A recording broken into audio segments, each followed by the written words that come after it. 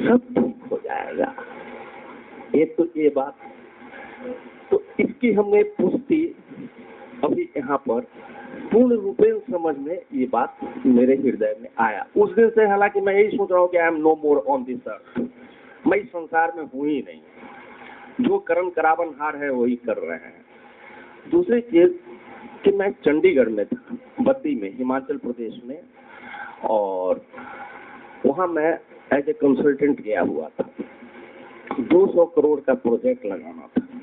मालिक ने हमारी परीक्षा ले ली कि भाई सबसे पहले सिन्हा जी को भेजो वहाँ, दूसरा कोई नहीं जाएगा। हमें भेज दिया गया। पूरी कंपनी, मैंने जमीन की अवस्था में हम गए, उस पर सारा फैक्ट्री वगैरह सब तैयार करा के, जितने गवर्नमेंट और फैसिलिटीज हैं, with my own signature, full power of attorney हमको दिया गया था कि आपको जो करना है कीजिए। लाखों रुपया हम खर्च कर रहे हैं, एक पैसे का आज तक हम पर दाग नहीं लगा।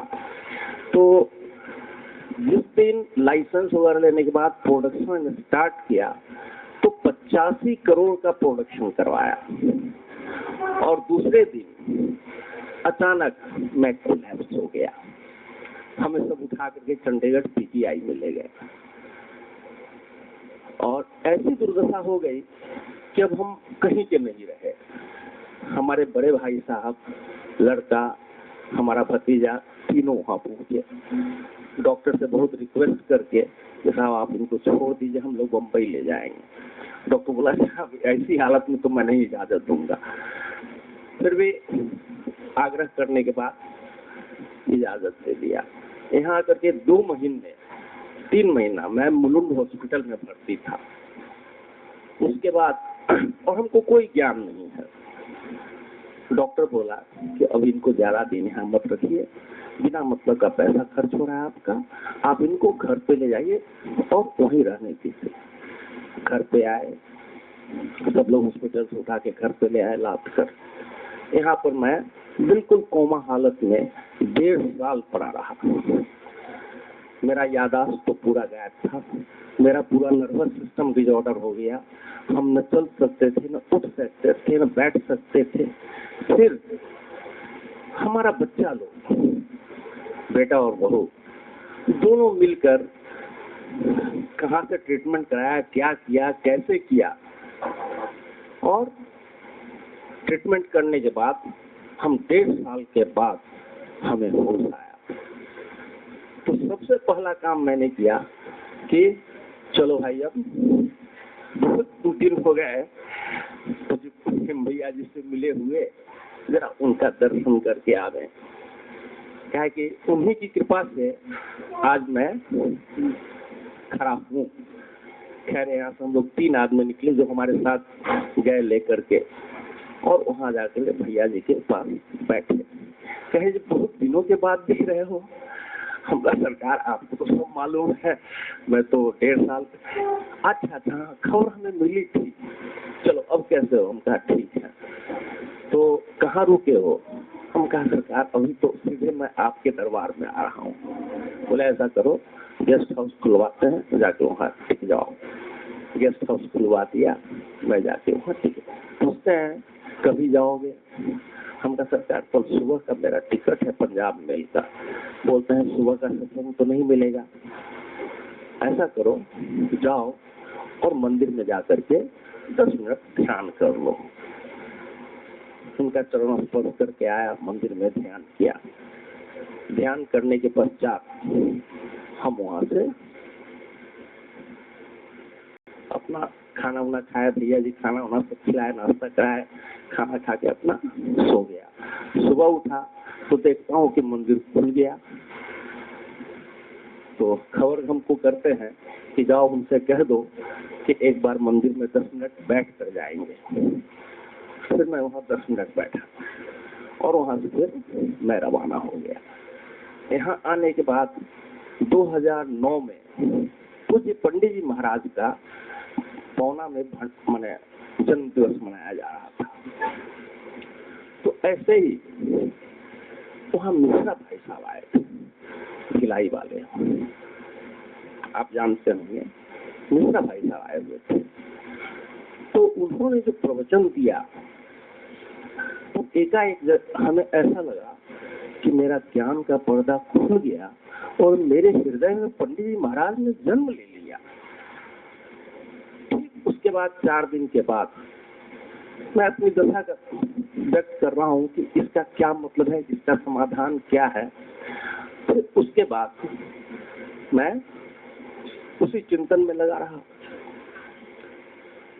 तो और पहले मैं काफी लिखता होता था, तो 2 साल 2.5 साल से मेरा लिखना पढ़ना बंद हो गया। तो मैंने मिश्रा भाई साहब से फिर दोबारा मिला तो आग्रह किया, तो बोले कि जाओ जी, ऐसी अवस्था आती है लोगों में, जाओ सब ठीक हो जाएगा। तब से मैं कुछ लिखना भी शुरू किया। फिर 6 तारीख के रात में पंडित जी महाराज आके सामने खड़े हुए। हमने बहुत में झगड़ा किया। हमें क्या महाराज, न हमको कोई ज्ञान है, न कोई सेवा है, न कोई सुंदर भाव है, आप कहाँ हमें रखे हैं।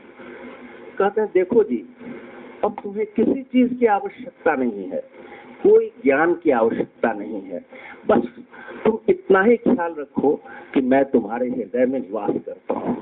बस इसके आगे तुम्हें कोई ज्ञान की जरूरत ही नहीं है। तुम्हें कोई ज्ञान, कोई लिखा पढ़ी कुछ मतलब, क्यों हमसे झगड़ रहे हो, शांत रहो, सब ठीक हो जाएगा। तब से आज तक प्रभु मैं आपने पूज्य पंडित जी महाराज के, क्योंकि सन 1978 में पंडित जी महाराज पहली बार बम्बई पढ़ा रहे थे और हमारे बड़े भाई साहब के क्वार्टर में पढ़ा रहे थे। और पंडित जी महाराज खुद अपनी इच्छा व्यक्त किए कि देखो जी, सो अब तो तुम्हारे लक्ष्मेश्वर राव थे दानापुर के, जो वर्तमान में भी रहते थे, जिनके साथ हम कलकत्ता भंडारा जो है सन 1978 या 79 में मैंने अटेंड किया था। उस वक्त आपका प्रथम दर्शन हुआ था, पंडित जी महाराज आए हुए थे। तो तो ऐसा हुआ कि सब सिलसिला अब एकदम मैं कोई विचार ही नहीं उठता, अब कोई प्रश्न ही नहीं रहता है सामने कि भाई कोई सामने प्रश्न हो।